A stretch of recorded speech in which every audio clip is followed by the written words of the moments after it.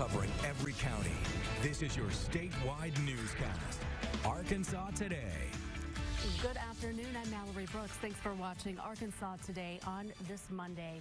Arkansans continue to clean up after storms knocked trees down this weekend, like this one on Old Forge Road in Little Rock. A tree slammed into this couple's garage. The 84-year-old says he was seconds away from getting into this car to pick his wife up from the doctor when it happened Saturday afternoon. I could say fate, whatever. I'm just thankful that I'm safe. Those two are not the only homeowners that had a close call. Strong storms damaging homes in North Carolina. Daylight showing the extent of the damage in Halifax County. That's in the northeastern part of the state. Severe weather tearing through overnight. This home still standing barely. Nearby vehicles and trees not so lucky. No injuries were reported. Nearly 20,000 customers without power. There's been a surge in new confirmed cases of the measles. The CDC is reporting that 555 cases of the measles have been reported in 20 states since April 4th. According to the agency, that is the second highest number of cases since the disease was considered to be eliminated back in 2000. There were at least 285 cases in New York City, where a public health emergency was declared last week. The European Union today approving its terms for negotiating a new and strictly limited trade deal with the U.S. It also ruled out any talks involving agricultural products, making public the mandate for the EU's Executive Commission to conduct negotiations on their behalf. The bloc's member countries said the new deal will focus exclusively on eliminating tariffs on industrial goods. So we are convinced from the EU side that this agreement will be win-win, like all trade deals should be. Economic analysis shows that EU-US agreement on eliminating tariffs on industrial goods would increase EU exports to the US by 8% and US exports to by 9%. The trade pact is the result of a sketchy deal reached last July by European Commission President Jean-Claude Juncker and President Donald Trump. Brussels sought to head off a looming transatlantic trade war after President Trump slapped tariffs on imports of EU steel and aluminum. In Jonesboro, a dealership is encouraging perfect attendance by offering students a free car. Kavanaugh Kia worked with schools across northeast Arkansas to get them in the classroom and in a new ride.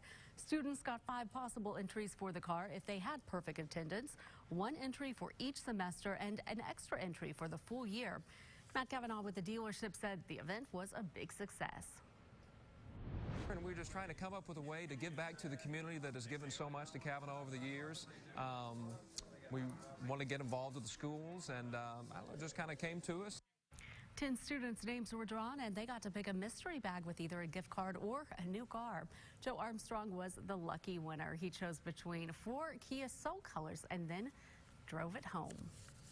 President Trump's daughter and senior advisor Ivanka Trump touring businesses run by women in Ethiopia yesterday while promoting a White House global economic program for women. It was her first stop in Africa on a 4-day trip to Ethiopia and Ivory Coast on behalf of a White House project intended to boost 50 million women in developing countries by the year 2025. NBC's Chapman Bell reports. A whirlwind trip to Africa. Ivanka Trump kicking off the trip by touring businesses run by women in Ethiopia, promoting a White House global economic program for women. The White House initiative is intended to benefit 50 million women in developing countries by 2025.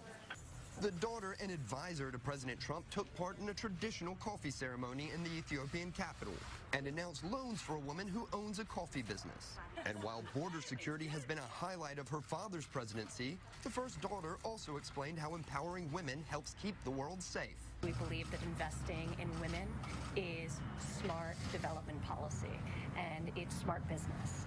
It's also in our security interests, because women, when they're empowered, foster peace and stability. Ivanka Trump next travels to Ivory Coast with more events focusing on the topic, where she will wrap up her 2-country trip to the continent. Chapman Bell, NBC News, London. Chapman, thank you. Here is a look at your day ahead on this Monday, April 15th. France's president is expected to announce new policies stemming from yellow vest protests. 22 weekends of demonstrations over rising fuel taxes have led to rioting and property destruction. President Donald Trump heading to Minnesota to promote his $1.5 trillion tax cuts. And it is National Tax Filing Day. About 50 million taxpayers still haven't filed yet. Refunds so far this year averaging over $2,800. And Boston still going Boston strong with the 123rd running of the marathon. More than 30,000 runners taking off from Hopkins, Massachusetts in waves. Good luck to them.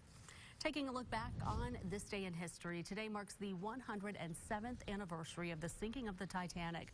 More than 1,500 passengers and crew of the British luxury liner, the RMS Titanic, died when it sank April 15th of 1912. The ship was making its maiden voyage from Southampton, England to New York City when it hit an iceberg and sank about 370 miles south of Newfoundland.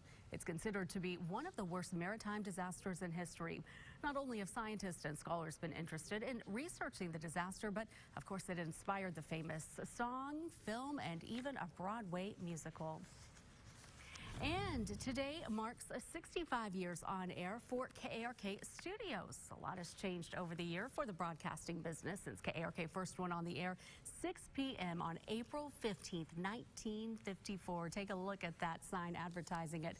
Color telecasting began on September 28th of 1955 when KARK broadcast the opening game of the World Series. At that time, only 15 color televisions had been sold in Central Arkansas. The Diamond